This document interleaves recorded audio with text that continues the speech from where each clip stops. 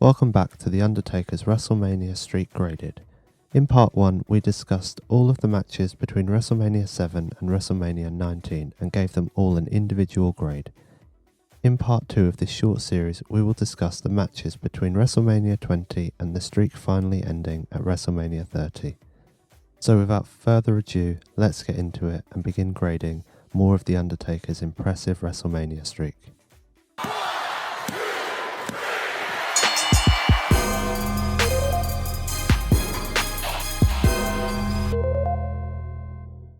WrestleMania 20. Kane. Any fan of The Undertaker would have been excited to head into WrestleMania 20 knowing that we were about to get a rerun of WrestleMania 14 where he faced off against Kane, an incredible match. As soon as the entrance began at WrestleMania 20, we knew exactly what type of Undertaker we were about to get. The lights went out and the Druids appeared and began to line the entrance ramp. The Undertaker returned as his dead man gimmick, which was excellent to see. But not only did he return as the dead man, but he also returned with Paul Bearer at his side. After having 3 WrestleManias where The Undertaker was not using this gimmick, this certainly felt like a very big entrance. And between him and Kane, this match certainly had a big fight feel to it, just from the entrances alone. The match itself was quite slow to begin, but once it really started to take off, there was some quite good action. It was very quick, and it had a good feel to it for the majority of the match. Like we saw at WrestleMania 14, there were some big, heavy power strikes at the match, and there was a high intensity. This match truly felt like a grudge match between the two men. There was a lot of back and forth throughout the match, and it really showcased the best of The Undertaker and Kane's abilities as big men. However, unlike WrestleMania 14, there wasn't anything too incredible throughout the match, and a simple tombstone piledriver was able to put Kane away for the victory this time. Considering how good this match was at WrestleMania 14, I feel like we were a little bit let down with how the second match took place. I feel like these two men could deliver a whole lot more, and it was a little bit disappointing to watch. Overall, I would give this match a rank C. WrestleMania 21. Randy Orton. On paper, this match certainly had the potential to be a classic. As it began, The Undertaker had another one of his Druids entrances, which are just spectacular to watch. However, one interesting thing I noticed during this entrance was that The Undertaker wasn't walking to the ring in his normal fashion. He was stood on some sort of platform which rolled him down to the ring. Obviously this platform was disguised amongst all the smoke that normally appears during an Undertaker entrance. But the position of The Undertaker's body throughout the whole entrance just looked very bizarre as he rarely moved. He almost appeared like a statue rolling his way down to the ring.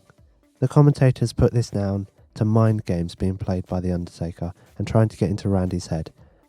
Perhaps this was the case, it just felt very weird to see.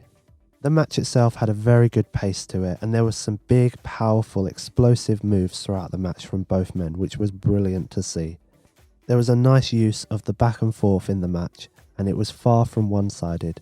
Throughout the match we had opportunities for both men to gain the advantage, and like I've said in previous matches, you wouldn't have been surprised if either man had picked up the victory here.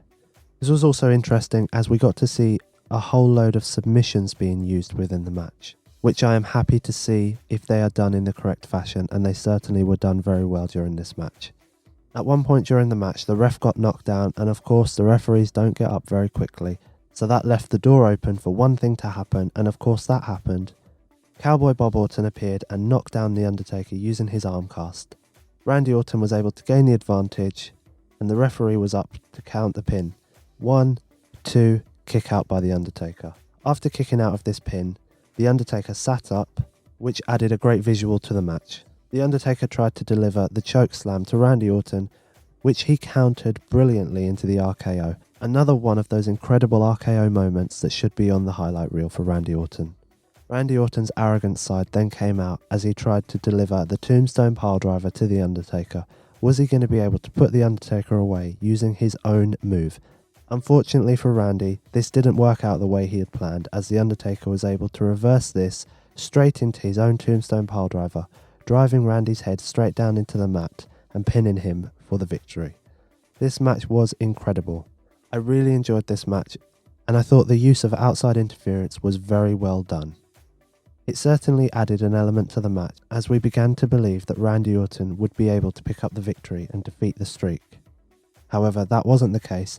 the Undertaker streak rolled on. Overall, this match will get a B, a very high B rank. WrestleMania 22, Mark Henry. The Undertaker versus Mark Henry sounds very exciting on paper, and when you add the stipulation of a casket match into it, surely this match has to deliver something. This match signified the first time a WrestleMania event had a casket match on the card, so it was certainly about to offer something exciting. There was a nice start to the match, and Mark Henry played his role perfectly, showing absolutely no fear of The Undertaker during his entrance and during the beginning part. Was Mark Henry the man who would be able to finally defeat The Undertaker's almighty streak at WrestleMania? There were some nice big power moves throughout the match, as you'd expect from these two big men of wrestling. However, there were a lot of slow spots in the match as well, causing the match to become a little bit boring. There was nothing too exciting to talk about, and the match ultimately ended up being quite an average match for The Undertaker and Mark Henry's standards. The Undertaker delivered a very nice last ride to Mark Henry, which was shortly followed up by an incredible outside of the ring aerial dive. For a man who is billed at 6'10", you don't expect this type of agility. It was just incredible to see. The match returned to the ring, and The Undertaker was able to hit the Tombstone Piledriver and then simply roll Mark Henry into the casket and pick up the win. The match wasn't too exciting, and I expected more considering the calibre of both men. Interestingly, much later, former producer Bruce Pritchard claimed that the initial plan was for Mark Henry to defeat The Undertaker at this match. However, The Undertaker and other producers didn't seem to agree with this idea. Perhaps if Mark Henry was able to defeat The Undertaker during this match, it would have added that extra element of excitement the match needed. However, we sadly didn't get that, and this match is going to earn the rank D. WrestleMania 23, Batista. Heading into WrestleMania 23, The Undertaker was looking as strong as ever. Fresh off the back of an impressive Royal Rumble victory, The Undertaker headed into WrestleMania 23 to challenge the WWE World Heavyweight Champion Batista. With both men looking as impressive as ever, this match was sure to be entertaining. Once again, Taker's entrance featured the Druids, and the entrance itself felt very long, and more in style of The Undertaker's entrances that we are used to today. As the match began, Batista took the fight straight to Taker, which was very impressive to see. There were loads of explosive moves being used between the two big men. There was great action to be seen throughout the match, and there was even a good section of fighting outside the ring. There was one particular moment in the match, if you haven't seen it, you need to go back and watch it, where Batista decides he's going to use the announcer's table as a weapon, so he begins to clear the top of the table. In doing so, he removes the tabletop and throws it to the side. Without realising, he throws the top of the table straight into one of the ringside crew's face. I'm not sure if Batista realised this happened because he didn't react to it at all, but it was hilarious to see. Back to the match, there was a really impressive running power slam through the table to Taker, and it generally looked like Batista was going to retain his championship at moments throughout this match.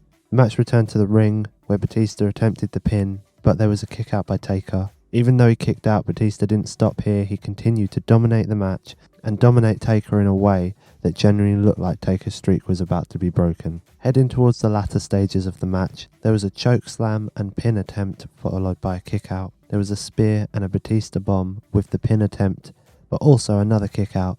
And then finally, The Undertaker was able to get Batista up and hit the Tombstone Piledriver on him for the victory. This was a very impressive match from start to finish. I very much enjoyed watching it. It's also noteworthy as it's the first time a Royal Rumble victory has come into play throughout the entirety of the streak so far. And also this was the second time that The Undertaker was able to capture a WWE title at WrestleMania. This match was very fun, and I would recommend anyone to go and watch it. Overall, I think this match deserves the rank B. WrestleMania 24, Edge. 1 year removed from The Undertaker's impressive title victory at WrestleMania 23, he now saw himself challenging the new World Heavyweight Champion, Edge, at WrestleMania 24. Interestingly, this is the third time The Undertaker has had a championship fight at WrestleMania, and so far, all 3 times he has been the challenger. Right from the start, there was a very long entrance from The Undertaker, but The Undertaker looks great in this, so it was a really nice visual, a really good look for him. An interesting note that we are told quite early on in the match is that The Undertaker has never beaten Edge up until this stage of his career. As the match begins, Edge keeps Taker out of the ring for quite a while, and he begins to control the pace of the match, which really suits Edge's style of wrestling. There's not much offense from Taker here. Taker doesn't really seem to be able to string much of an attack together. Finally, Taker is able to push Edge off of the top rope and he falls out of the ring, and Taker follows this up with a flying dive over the top ropes to the outside of the ring, which is excellent to see. There's a good sequence from The Undertaker as he begins to regain control of the match, but then Taker is thrown over the barricade and into the crowd.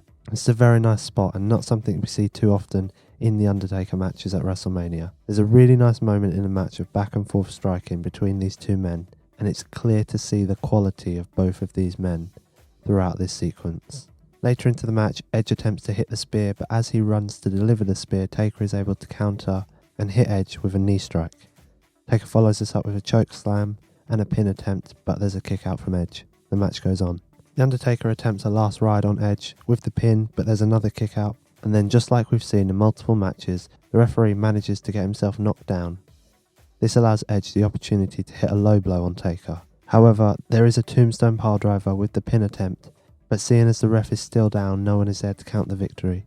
All of a sudden, another referee, Charles Robinson, comes sprinting down the ramp, which is hilarious to watch as he is going as fast as he can. He finally gets into the ring, begins to count the pin, but there is a kick out. If the referee was up, I think the match would have been finished there and then. That would have been it. All of a sudden, Hawkins and Ryder appear and attempt to throw the Undertaker off of the match by causing an outside interference. This works for a moment as Edge is able to hit the spear and get a pin attempt on Taker, but Taker is able to kick out. With Edge closing in on a victory, it's not going to take much more to put Taker away. Edge goes for another spear attempt, but this time Taker is able to counter the move and apply a submission hold. This submission hold is ultimately enough to put Edge away, and Taker manages to capture another championship at WrestleMania. WWE really highlighted the importance of this match with a nice big finish for The Undertaker. As he stood in the ring holding his newly claimed championship, there were fireworks going off around the arena to close the show and close WrestleMania. Overall, this match was brilliant, and it definitely feels like at this stage of The Undertaker's streak we're beginning to see the best of Undertaker at WrestleMania. I think this match deserves a rank B. WrestleMania 25, Shawn Michaels. For many wrestling fans, this match is considered one of the greatest WrestleMania matches of all time, and it's easy to see why many people would think that after rewatching it again.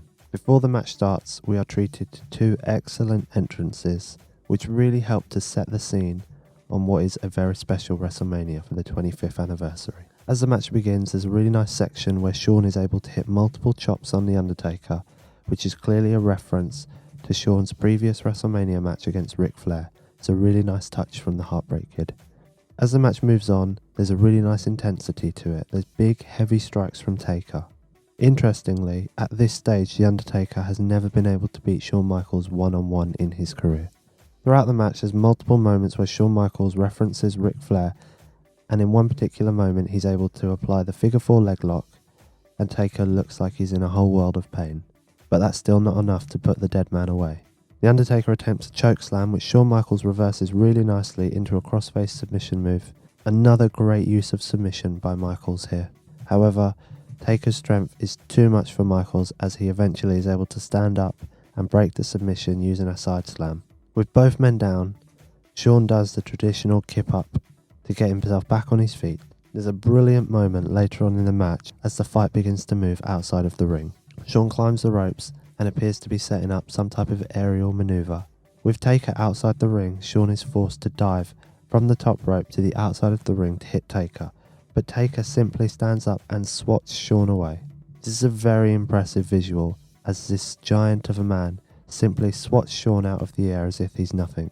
Taker returns to the ring and begins to build up some momentum to hit a flying dive over the top rope on Shawn, who's still outside the ring. But this time, in a very clever move, Shawn moves out of the way and pulls a cameraman into the line of fire instead. This is a very nice sequence as both men were able to very cleverly counter the opponent's aerial maneuvers. However, Taker's dive did see him hit the floor quite hard as he landed, which wasn't very nice to see.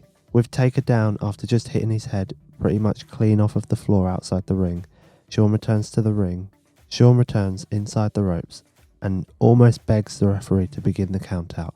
Interestingly here, Shawn interrupts the referee so much for the count out that if he just let him count to 10, Shawn would have won the match. Because he took so long before allowing the referee to begin the count, Taker was able to beat the 10 count, rolling in just on the 9. A very close call for the dead man. This match so far has been excellent. It's filled with excitement, action, adrenaline, everything you'd hope for from a WrestleMania match. As you can imagine, Shawn is absolutely distraught that Taker has somehow managed to beat the 10 count and is back into the match. He sets up the Sweet Chin music, which Taker sidesteps into a choke slam and tries to pin, but there's a kick out. He tries again, but it doesn't work. Third time lucky, he's able to hit Sweet Chin music on the Undertaker and go for the pin. Taker is able to kick out and keep himself in the match. At this stage of the match, there's so much going on and so many high impact moves that it feels like the match could end at any moment. Taker attempts a last ride, but that's not enough to put Shawn away, and then Taker manages to miss a diving elbow from the top rope. He hits the tombstone piledriver, and normally that's enough to end any match, but Shawn is able to kick out of it. It seems that nothing is able to put Shawn away for the 3 count. Taker tries again but gets caught with a DDT, and Shawn climbs to the top rope to set up the diving elbow move. After the diving elbow, he then sets up the Sweet Chin music and hits it perfectly on Undertaker. Surely this is enough to put the dead man away. As the ref counts the pin, 1, 2, Taker is able to somehow kick out before 3. Absolutely incredible at this stage of the match. There's so much action, so much happening. Both men begin throwing strikes at each other and the match begins to get very physical. Shawn finally goes down and it looks like Taker has the advantage.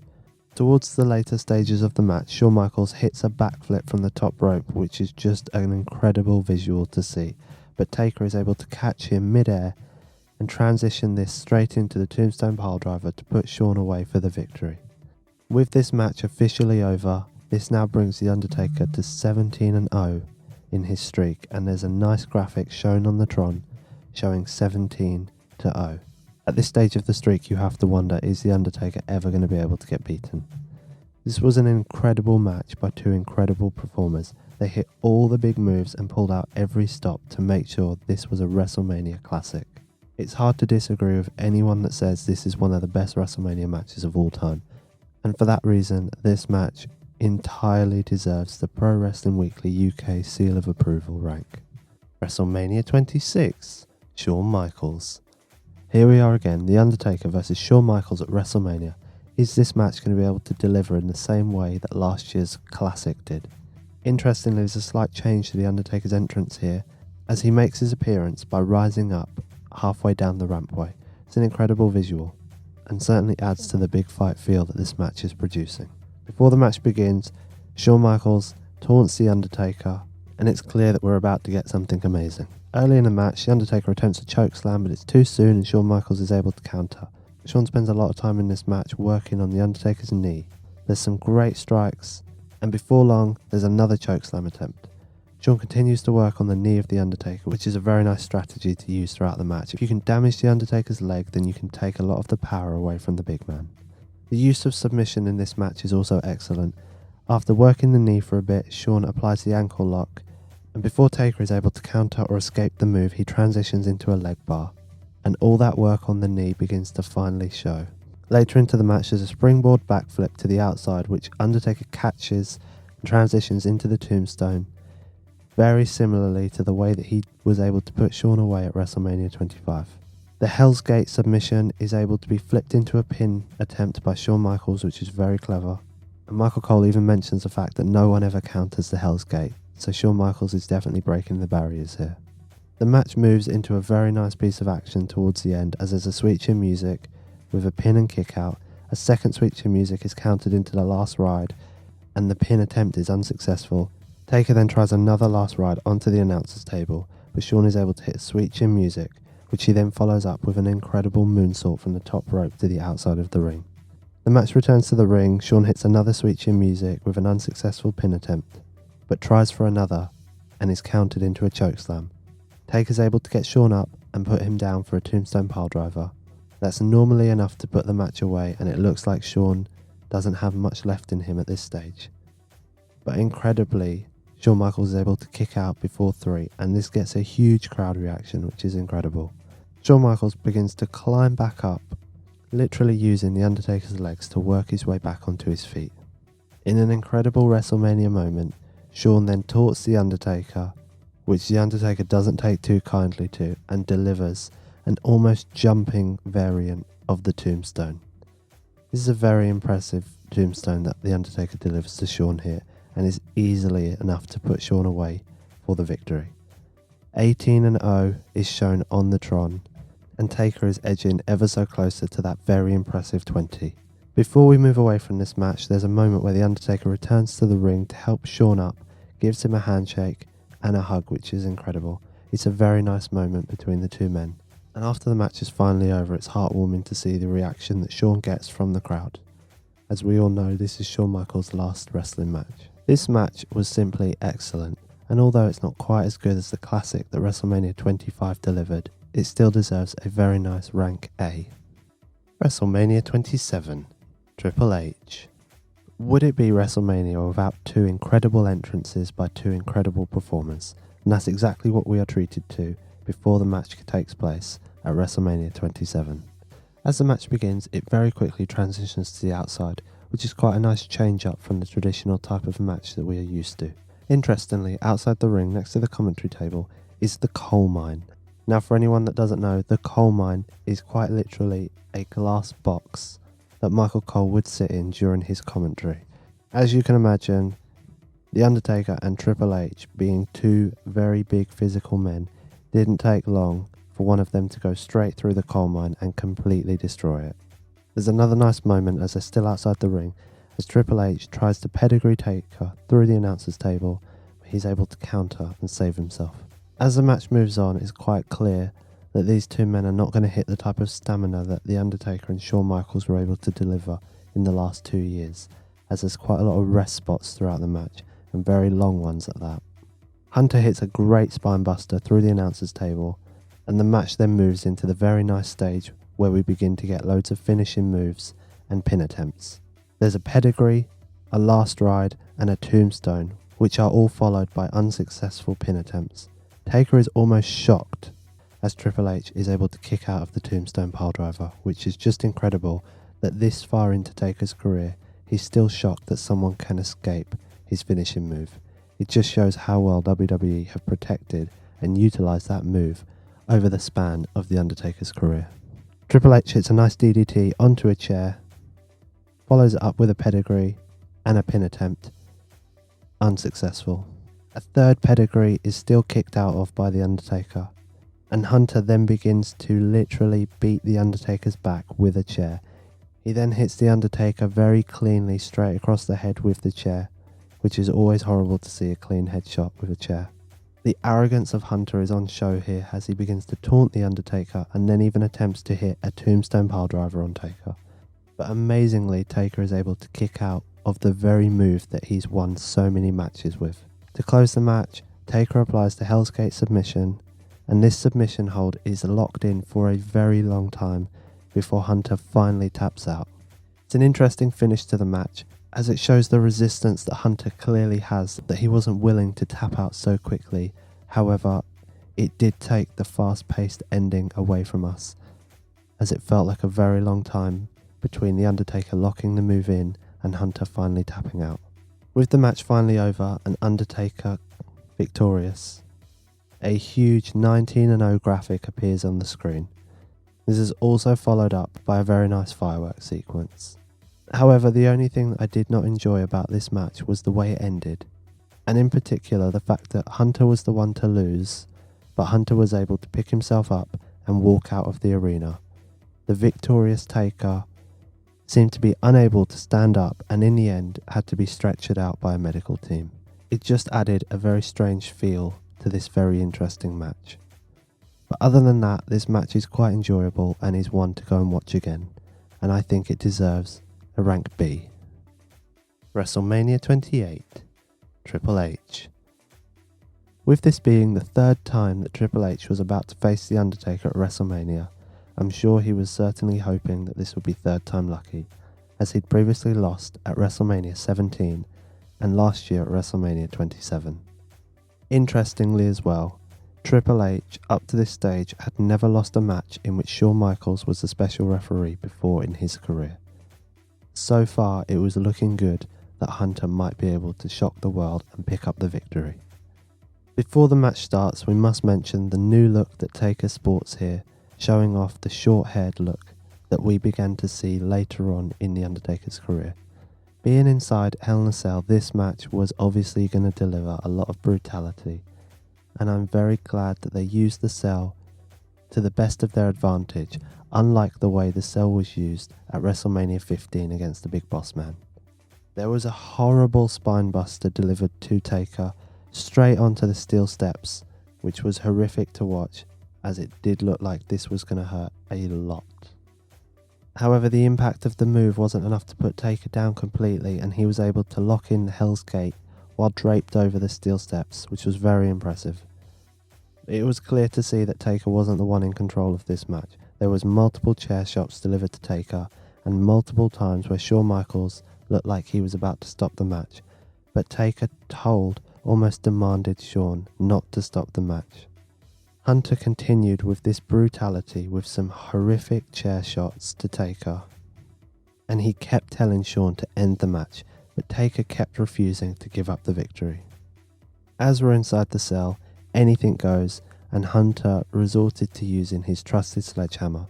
Surely this was going to be enough to put Taker down, but no, there was a nice near fall pin and Taker was able to kick out and keep himself in the match. At one point it genuinely looked like Shawn was going to end the match, but before he was able to do that, Taker locked in a Hell's Gate move on Shawn. The sledgehammer came into play again, but Taker refused to be put down. With all three men back up and into the match, it looked like the end was near, as Shawn Michaels hit Taker with a sweet chin music, which was immediately followed up by Hunter delivering a pedigree to Taker. But no, there was a kick out. Taker was still alive. Yet again, the tombstone was not enough for Taker to close off the match, and similarly so, another pedigree was not enough to put the dead man down. However, towards the end of the match, Taker was able to gain the advantage completely and began to deliver some brutal chair shots back to Hunter. He followed up with a tombstone, and this was enough to put Hunter down for the 3 count. This was a very impressive way indeed to get over the 20 mark. Taker was now 20-0 at WrestleMania, an incredible achievement that no one's going to be able to beat in their career. With the match officially finished, we were then all able to witness the true end of an era moment that came after the match, as both men helped Hunter back to his feet and all 3 men left the arena at the same time. And although the Attitude Era had finished years before this truly felt like it was the final nail in the coffin of the Attitude Era, as these men had finally gone out in style. This match was excellent to watch, and the added ending and the added moment that we were all treated to at the end between the 3 men only bumps up the rank. I find it very difficult to give this match anything other than the Pro Wrestling Weekly UK seal of approval. WrestleMania 29, CM Punk. Right from the offset, we knew that we weren't going to get a clean match here, as the arrogance and disrespect that CM Punk showed The Undertaker throughout the build-up to this match was remarkable. The build to this match began just after the unfortunate passing of The Undertaker's longtime manager Paul Bearer, and WWE were not shy in using this passing to their advantage throughout the build. CM Punk consistently disrespected The Undertaker and Paul Bearer for weeks before we finally got to WrestleMania 29. So by the time we got to the pay-per-view, we knew that Taker had just about had enough and couldn't wait to get his hands on Punk. Before the match began though, CM Punk was treated to a very nice entrance which featured Living Colour playing Punk's entrance music live. This was followed up by possibly one of the greatest visuals that The Undertaker has been given in any entrance of all time. As he began to make his way down to the ring, all of these hands appeared below him and were almost trying to reach up and grab him. An incredible visual, an almost iconic visual. Right at the start of the match, Punk continued his disrespect by delivering a simple slap to Taker, and we knew that we weren't going to get a clean fight here. Punk successfully is able to hit The Undertaker's old school move on him in another complete show of disrespect. Further into the match, Taker delivers a huge chokeslam to Punk. I mean, this is an incredibly high chokeslam, but Punk's able to kick out and keep himself in the match. By this stage, the crowd are entirely into this match. They are reacting at every given moment, which is incredible. Once again, the announcer's table comes into play in this match as Taker tries the last ride onto the announcer's table, but Punk's able to get himself out and manages to get himself into the position to hit a diving elbow onto Taker. Although, in a moment that I always hate to see, the announcer's table didn't break and Taker more or less just bounced on top of it. This looked horrible. At this stage, Taker was not getting up anytime soon and the ref began his count. Surely Taker was not about to lose his WrestleMania streak to a count out. It certainly looked that way. But Taker was just able to get in just before the 10. He was able to apply the Hell's Gate, which Punk reversed into a pin attempt. A very nice reversal. And there was a very nice visual here as Punk had applied the Anaconda Vice to Taker, but Taker was somehow able to sit up during the move. And of course, the ref goes down towards the end of the match. Punk uses this opportunity to get the urn from Paul Heyman, who's outside of the ring, and hits Taker around the head with the urn. In a complete arrogant show, Punk then attempts the Taker pin on Taker himself, but it's not enough. There's then a very nice string of reversals here, as both men try to gain the advantage, but eventually Taker is able to transition Punk into the Tombstone Piledriver and put him down for the victory. Obviously this match must have been very emotional for Taker after just losing such a close friend, and there's a very nice tribute on Taker's tights as he's got RIP PB down the side of one of his legs. And after the match, it's quite visual to see that Taker begins to tear up. You can only imagine that this is a heartbreaking moment for Taker. Overall though, the match is excellent, and I think it clearly deserves a rank B. WrestleMania 30, Brock Lesnar. 21-0.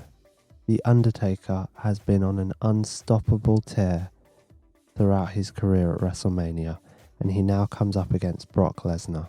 Taker's entrance here is incredible. As the camera pans across the stage, there are coffins lined up, each one with the name of a previous opponent that The Undertaker has beaten at WrestleMania. As it pans all the way across to the last one, there is a coffin there waiting ready for Brock Lesnar, and it's clear that the mind games are in effect right from the start. Before the match starts, there's a great stare down between the two.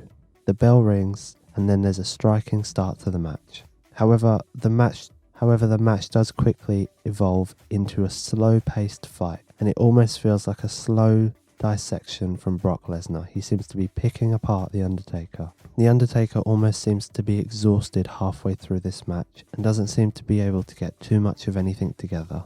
Later into the match, Taker gets some sort of a second wind, hits the Snake Eyes move, follows up with a big boot, an unsuccessful pin attempt. He then continues to go and hits a choke slam, which is followed up by another unsuccessful pin attempt. Brock Lesnar then hits the first F5 of the match. This is not enough to put Taker away. Taker then resorts to an old classic, and Hell's Gate is still not enough to put Brock Lesnar down. Taker tries old school, but this is reversed into the second F5 of the match, which Taker kicks out of as well. By this stage of the match, it's quite clear that Taker has suffered that horrific concussion that he did. His eyes almost appeared glazed over at this point. He tries the tombstone, but Brock kicks out, but then follows this up shortly with another tombstone. Brock reverses this into the third F5 of the match, and unfortunately a third F5 was too much for Taker to handle, and Brock is able to get the victory. What happens after this match is incredible. As the ref counts to 3 and the bell rings, the crowd almost appear in a state of shock. The Undertaker's streak has just been broken, and it almost feels like a mistake has happened, and that this match shouldn't have ended like this. No one seems to react in the way that you would expect. There's not much cheering, there's almost silence in the arena. It's astounding to see. No music is played as well for about 2 minutes. WWE just allow the crowd to react, and the reaction clearly comes through when you watch it back. Finally, Brock Lesnar's music begins to play as he makes his way out of the arena, and the crowd somewhat seem to be coming to terms with the fact that The Undertaker's streak is finally finished. The Undertaker stays in the ring for quite a while after this, and he's clearly not in a good place. The visual of 21-1 appears on the screen behind Taker, and it's obvious at this stage that the streak is definitely over. but it doesn't look like the crowd in the arena have accepted that this has happened. As Taker then leaves, his music begins to play, and it's a very bizarre situation. The incredible achievement of 21 victories over 23 years at WrestleMania has finally been beaten, and the crowd simply don't know how to react to it. This is a moment that is going to go down in WWE history. It's simply astonishing. The match itself is not great, as Taker suffers some kind of concussion and he's clearly not on his best game. So I think the match itself deserves a rank C.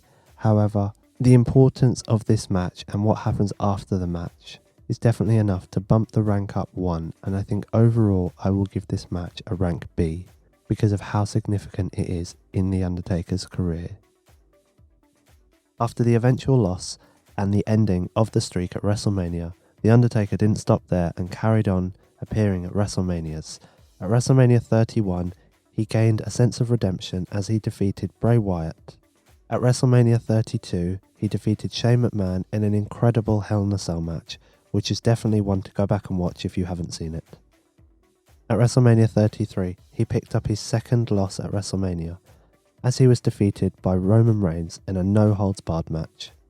The following year, at WrestleMania 34, he defeated John Cena in a very bizarre squash match, which lasted around 2 minutes and 45 seconds. Not entirely sure what the point of this match was, however it was the chance for us to see The Undertaker versus John Cena at a WrestleMania, although it certainly wasn't in the way that I expected it to happen. Last year, The Undertaker delivered something very unique, as he defeated AJ Styles at WrestleMania 36 in a Boneyard match. Now this match was brilliant to watch and very well produced. It was so good that WWE even considered it their best match of 2020, which is an incredible achievement.